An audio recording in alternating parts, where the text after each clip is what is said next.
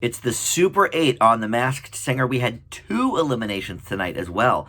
So getting ready for next week's Spicy 6, they're calling it. Let's talk about The Masked Singer.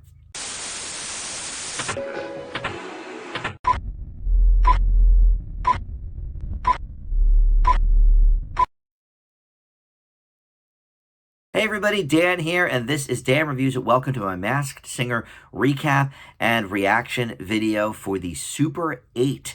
There were 2 eliminations tonight, so next week we're going to have the Spicy 6, they're calling it, and we'll see who ends up in there. I'm actually still not positive as I start this video because now that I do the live reactions to who gets unmasked, I had to actually pause it for the first person that got unmasked, so I still don't know who that is, and then I still don't even know what character got eliminated for part 2. So we're gonna sort of splice this video a little bit. I usually don't edit my videos, as you can probably tell, because I just run off at the mouth. But tonight we will be doing that. And also, I do want to apologize for getting this video up a little bit late. I usually try to get it up within a few hours of the show, but I couldn't watch it last night, so we're gonna get it up now, and hopefully that works for you. But look, I have a ton of notes, both sides here of the page, ton of notes for tonight's singers, because there were 8 singers, and I don't know if we've ever had 8 singers in one episode. Maybe we have.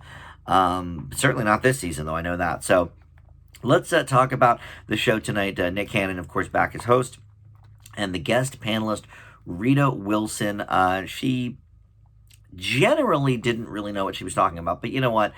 I sort of expect that, because these panelists don't see all of the clue packages from the beginning, you know, when they guest star. So she just kind of had tonight's stuff to go off of. But I do want to encourage you, if you are new to Dan Reviews It, to consider subscribing to the channel. I just hit 725 subs last week, so trying to get to 750, which would be awesome. And of course, the most important thing for my masked videos is the comments. Always love hearing from you guys in the comments. One of you, which I will shout out to in a little bit, gave me a huge tip, I think, on one of the most difficult characters of this season. So we'll talk about that as we go through the order. But first, let's talk about the Piglet, and we're just going to go in order of the show here. I'll do all the singers and then who is getting unmasked. So there was a boat theme to Piglet's package. He said life hasn't always been smooth sailing. He was lost many years ago and moved back in with his parents, broke his finger, and then there was a perfect storm of despair, he said. And he was at Sunday church the one day, and the pastor had a vision of a man with a broken finger sailing, and a higher power intervened and helped him not be doomed. So that caused Piglet to sort of change course, move to LA, and we saw in there, in the clue package, a foam finger. When he talked about breaking his finger, we saw a UFO, a UPO. My writing is so terrible. UFO. And then we saw a few pairs of sunglasses. The song was The Pretenders by Foo Fighters. I gotta say, tonight, these singers really, I think, were for the most part going real outside their wheelhouse, you know, because the Piglet, I've been saying who it is, I think, since the very first week, and I would not have guessed that this person would do a Foo Fighters track, let alone one of the really rockin' ones, the Pretender. So the post-singing clue this week was that a food cart was brought out, and we learned about the favorite food, supposedly, of the singer. And so for this one, for the Piglet, it was cotton candy. He said it reminds him of his first job, which tells me he was at maybe a carnival or an amusement park or something like that working. And so the clues from the panel, Chris Pine was talked about. Adam Levine from Maroon 5, Ken was thinking that. One of the Manning brothers from Nicole, I believe it was, and Lance Bass was talked about. I honestly am stumped, not by this character. Some of the singers I'm stumped by. I'm stumped that the panel, with all of their quote-unquote expertise, especially like Robin and Nicole are in the industry, how did they not hear Nick Lachey every single time Piglet sings? This is 100% Nick Lachey, I've been saying it since week one. That voice is unmistakable. So many of the clues match up. I didn't do a deep dive on whether he broke his finger when he was younger or whatever. I don't really care about any of that because I know it's Nick Lachey. All of the clues have always matched up for Nick Lachey. So that is what I'm going with, and that is what I'm sticking with on Piglet. All right, up next, Robo-pine. He said he struggled lately with depression, and his family would yell, "Shut up," while singing in the shower back in the day. We saw baby toys and blocks. One summer, he stopped by a block party. The neighbor begged him to sing, and he was a hit. And that was basically all that was in the clue package, not too many other things. So his song was "Let's Get It On." And his food was a lobster. He said this was a family tradition, and they would go and get lobster off the coast of Costa Rica. He talked about that before, the Costa Rica connection. All right, so guesses from the panel include Terry Crews, which I think has been talked about before, Jamie Foxx. Nicole keeps throwing Jamie Foxx in there, and then Aaron Hall. From Ken. Ken actually has a pretty interesting taste in music. I don't think a lot of people know who Aaron Hall is, but he used to sing for a group called Guy, and I guess some of the clues spoke to him on that. All right, I do not mind saying that Robo-pine is, I think, the most difficult of this entire season. Not only just this Super 8, but everybody that came before as well. Some of them I didn't get, but I don't think any of them are as hard as Robo-pine, especially this far in, because we've gotten now, 3 or 4 clue packages. I think this would be the 4th one for the Robo-pine. And we've talked about, Damon Wayans. We've talked about Jamie Foxx, yes, has been a little bit in the mix. I've mentioned some real dumb guesses that I don't think are right.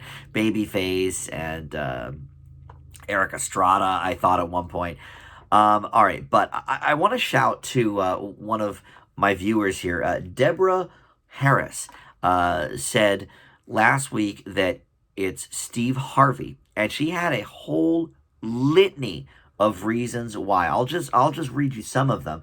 Well, first of all, he is about 60, so that clue matches up. Everyone is saying Tyrese on my comments. I hear it in the voice, I get it, but there keeps being clues about how this person is 60 and he's a grandpa, and that ain't Tyrese. It just isn't. We've had a couple of things. Oh, well, he's playing this person in this upcoming movie that is 60, whatever. Okay, but they're not allowed to just straight out lie to us. So I cannot get behind the Tyrese guy. So, all right. So Deborah Harris said, Steve Harvey is in his 60s. He is a grandpa. The throne that we saw could be for King of Comedy. And also the flowers on the throne could be for the Miss Universe pageant where he did that flub, which, by the way, I think Deborah said this. I think the girl from the Miss Universe pageant who he messed up was Costa Rica. So now he's saying he's from Costa Rica, so I don't know about that. But anyway, that could be possible.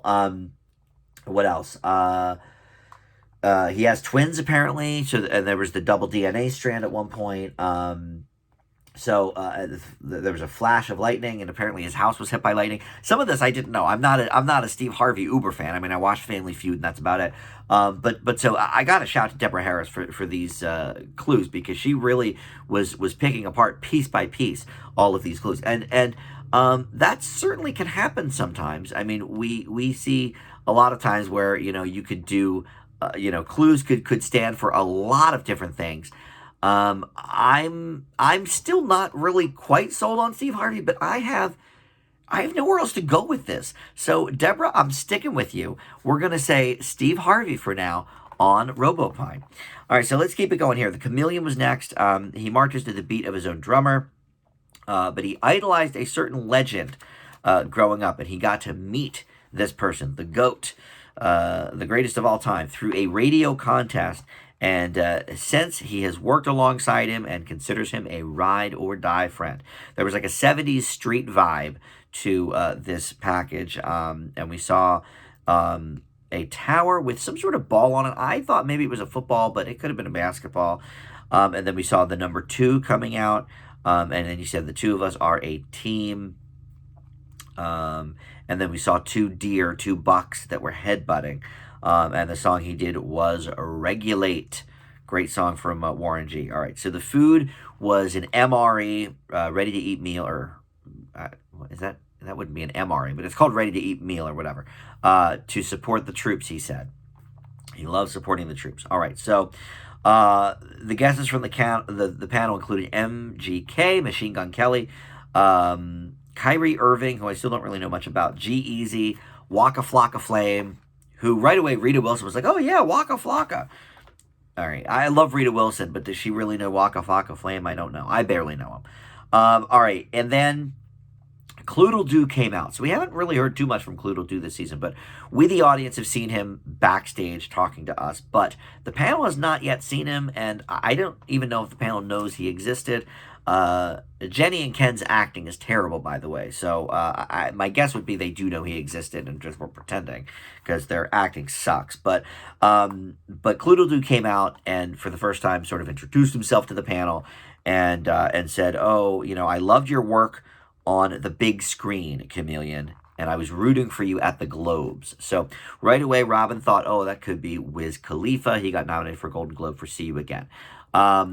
You guys have sent me on this Wiz Khalifa trail for the last few weeks, and I am with that. I think some of this certainly matches up. I think maybe the whole, meeting my legend, work alongside him now, I consider him a ride or die, could be The Rock because of all the Fast and Furious stuff that Wiz Khalifa has done. Now, when Cluedle-Doo says, I loved you on the big screen, I'm not sure if Wiz Khalifa has acted in movies, although most rappers do at some point, so probably. But I think the Golden Globes clue is certainly about See You Again, his song from Fast and Furious. I still think this is probably Wiz Khalifa for the Chameleon. I'm going to stick with that. All right, the Cluedle-Doo then came out in between commercials here, and there was like a little song about him that the producers put together, and Cluedle-Doo, it's like a little theme song, sort of reminded me of WandaVision when they would do the theme songs. But one of the lines that caught my ear was, he's a trickster. And I've been saying for a while now that I think Cluedle-Doo is Will Arnett, because I think it has to be somebody that has been on the panel before as a guest. I think it's somebody that has to have something to do with Fox. And in fact, Robin mentioned it might be Jason Biggs, which would also make sense because Jason Biggs does that show, Cherry's Wild. But look, Lego Masters is returning in June. I think it's Will Arnett, the host of that. And the He's a Trickster bit, he played Job the Magician on Arrested Development and famously would always say, I do illusions, not tricks. Tricks are what a whore does for money, he would say, in front of children, usually on that show. So he's a trickster. I'm sticking with Will Arnett on Cluedle-Doo. All right, so back up to the Yeti now. He said he had a once-in-a-lifetime role and an avalanche of success, but my ego blew it all up. I blamed everyone else. I felt so lonely. Got a twice-in-a-lifetime chance and realized I was to blame the first time. We saw some line dancing. We saw letters that said A, B, D, C. And then we saw a stuffed puppy coming out of a top hat. So that could be a magic clue too, I guess. But the song he did was Lonely by Justin Bieber. That is an amazing song, by the way. Look, I'm not shy to admit I am a Bieber fan. I have been for a long time. I like the dude. And that's a great song. So great for Yeti to sing that as well. The food was donuts. So Jenny picked up maybe the O in the donuts has, something to do with this person's name. So people were saying Cisco. Todrick Hall was guest. Now, I was on the Todrick Hall train last season. Didn't pan out, but I was thinking Todrick Hall last year. Justin Timberlake from Ken. Let's be real. Get a life. Omarion from, I think, Robin and Mario, which ends in an O. And I wasn't quite sure about this one last week at all. I just made a guess that it was a sports figure because we know the sports clues. We have 6 gold medals between all the panelists, or all the singers, and Caitlyn Jenner only has 2 gold medals, 1 Olympic and 1, I think, in the Pan Am Games. So there's still 4 gold medalists out there. So I think this still could be an athlete of some sort. But you guys on the panel last week were on Omarion. And I don't really know too much about Omarion, but one of the things I do know about him is that he was a judge starting a little bit later in the series, but on the MTV show America's Best Dance Crew, which is ABDC. And then, of course, the donuts with the letter O in the middle for the holes. I'm gonna say it. I think it might be Omarion.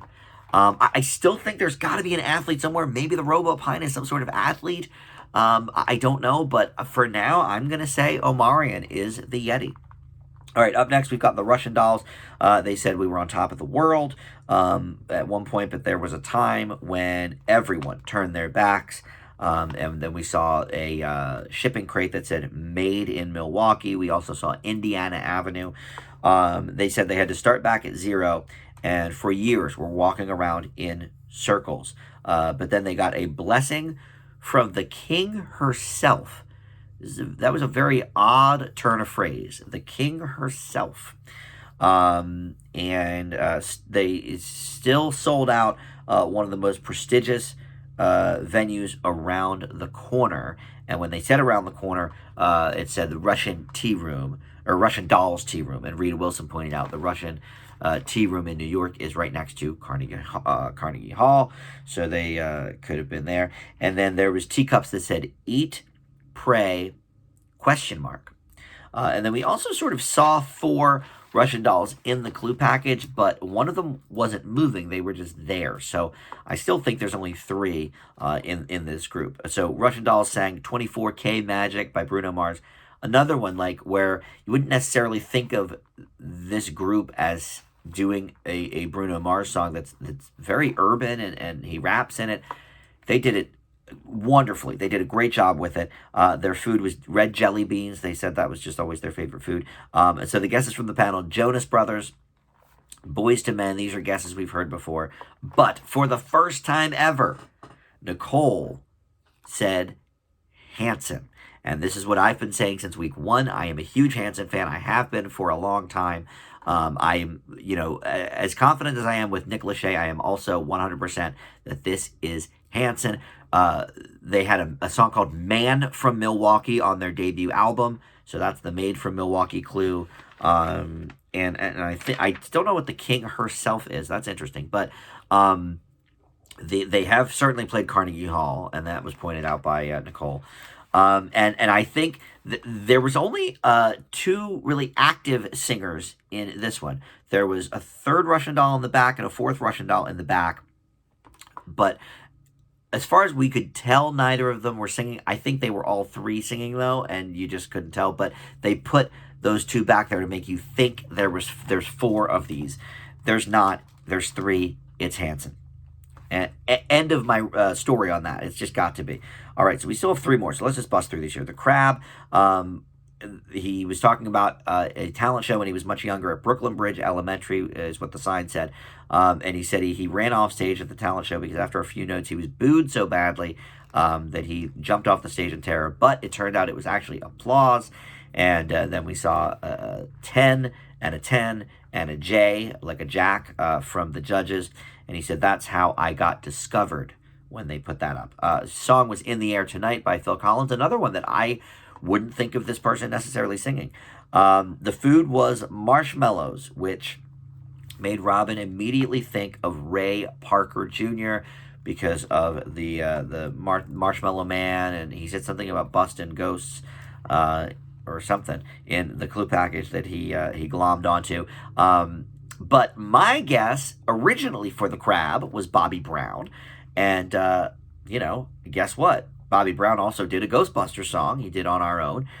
So that lines up. Flavor Flav was also mentioned. And then Keith Sweat. Nicole was pretty sure of that because there was a moon and a baby sign or whatever in the clue package. And that's the sign of the Cancer, I guess. And Keith Sweat is a Cancer. I really don't know people's signs, but I guess Nicole's probably an uber fan of Keith Sweat. I do know that the Crab is the first person voted off, so we don't have to talk much more about that, but I think it's Bobby Brown. We'll go to the tape in a moment for that. But let's continue and go to the Seashell here. There was like a TV theme of like QVC and newscasting and stuff like that. And the ticker on the bottom said, seashells down by the seashore sold for $119. And then there was also a sign because she was saying like, oh, weather girl. The first time I was on live TV was I was really nervous, but it was freeing. And then we saw the ticker say Twister, shellacking shore. And so, that's like the weather report. We saw a Christmas tree as well. We saw Girl Scout cookies that they were selling, I guess, on this TV show. And then some sort of fried chicken or roasted chicken. All right. Song was I Think We're Alone Now by Tiffany, which was really good, by the way. And the food, well, there was no food that the panel got to see because Cluedle-Doo came out and took it away. But she did say to Nick that she knows how to make fried chicken. And then the food was revealed to us later after they went to commercial, and that was grapes were in there, red grapes and green grapes. The guests from the panel included Sarah Silverman, Scout Willis from Rita Wilson, which actually is not a bad guess for somebody that hasn't seen any of the other Clue packages.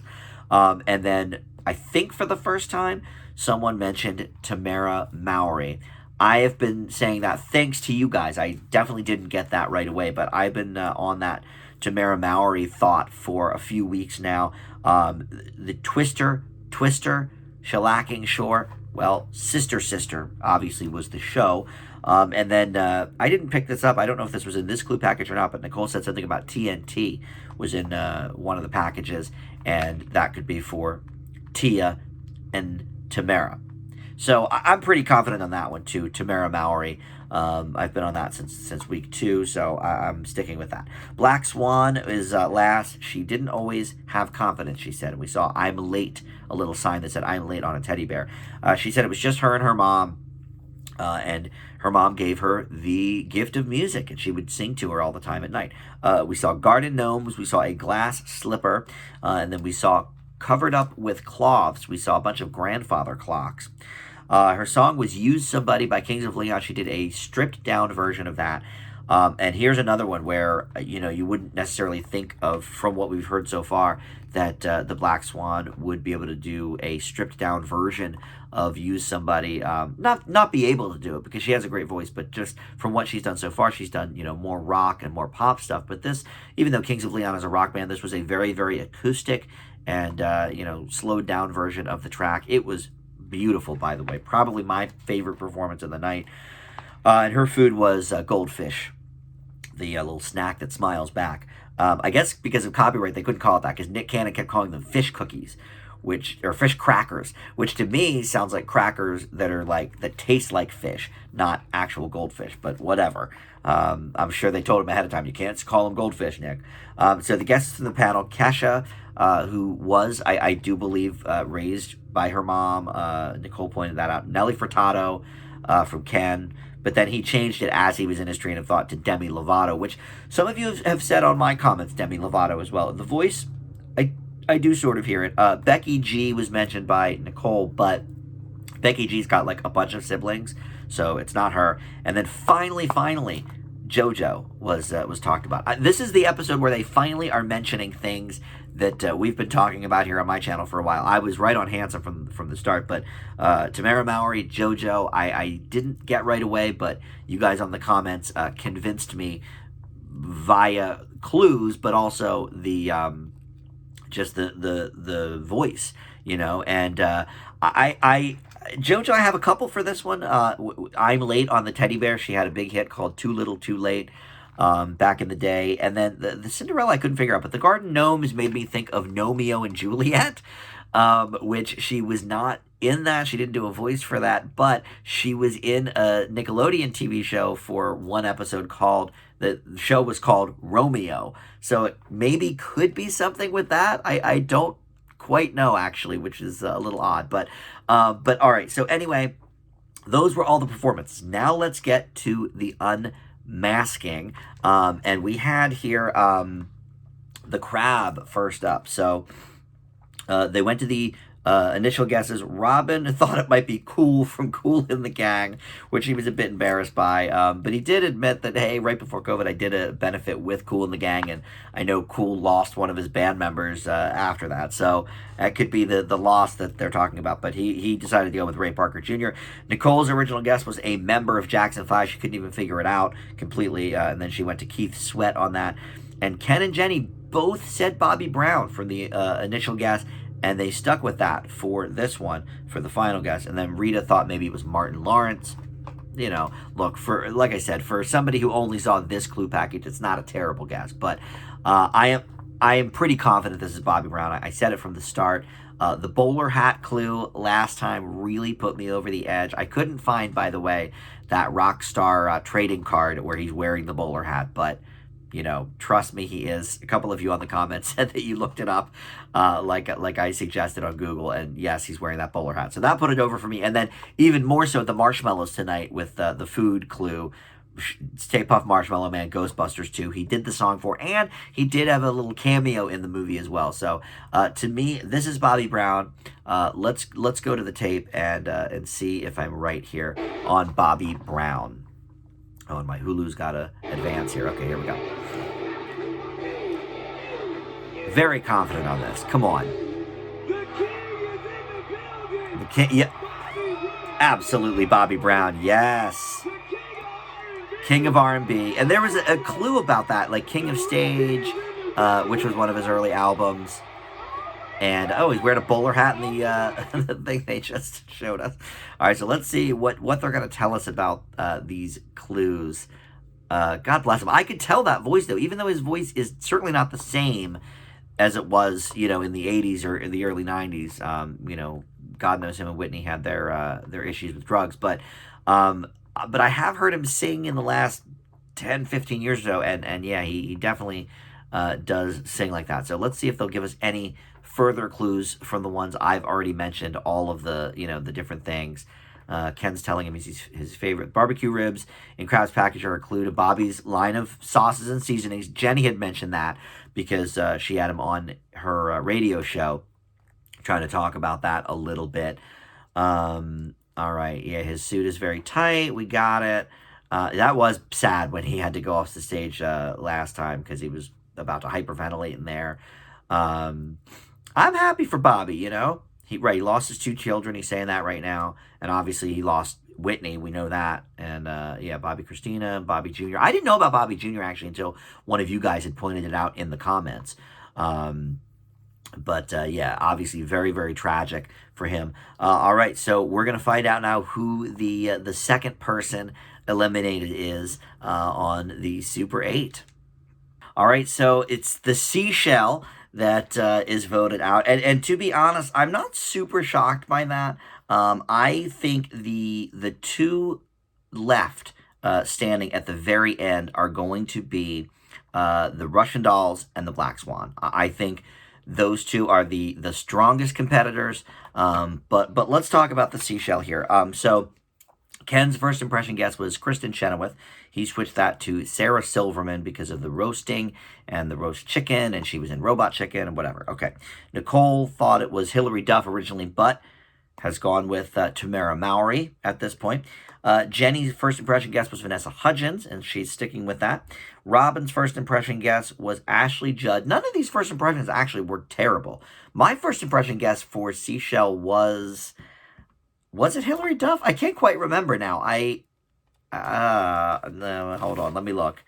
Or was it Jennifer Love Hewitt, maybe? I forget. I did say Jennifer Love Hewitt for somebody. I can't remember with Seashell. But anyway, whatever my first impression guess was is not who I'm going with. But Rita stuck with her Scout Willis guess. But look, once you guys had mentioned Tamara Mowry in the comments, and I don't know too much about her other than the show Sister Sister. I know, you know, her sister is Tia and all of that. I don't know a ton about Tamara Mowry, but a lot of the clues were definitely matching up with her name and with the Sister Sister thing, and even from that first week talking about, you know, her sister. So my final is Tamara Mowry. So let's go to the tape and take it off. I think Nicole is right. I think it's got to be from these clues. Robin said Haley Duff because she was in Napoleon Dynamite for the TNT clue. Here we go. It's got to be, right? There it is. Tamara Mallory Housley. I guess she's married to somebody. I know so little about her, I didn't even know she was married, but it makes a lot of sense, actually. She is adorable, though. I know she's on, it says Emmy-winning daytime host. She's on is she on The Real, or is she on the Talk or something? She's not on The View, but I think she's on either The Talk or The Real.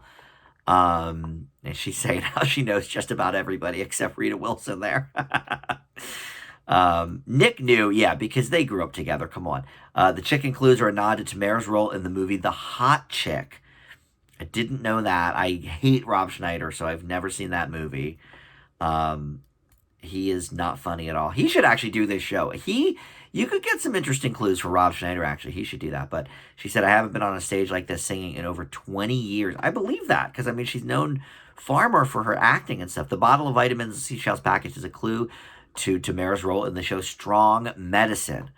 I mean, these are things that, unless you're a real big fan of the Maori sisters, you probably wouldn't know that. But, look, that's the same for, like, Man from Milwaukee for Hanson. I know that because I have that album and I listen to it a ton, but it's not like that was a single or anything.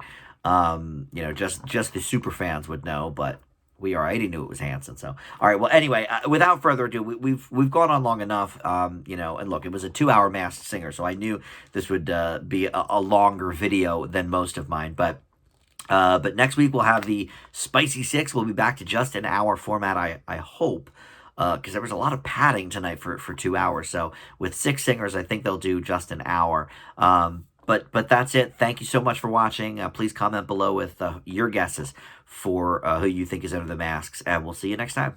Bye.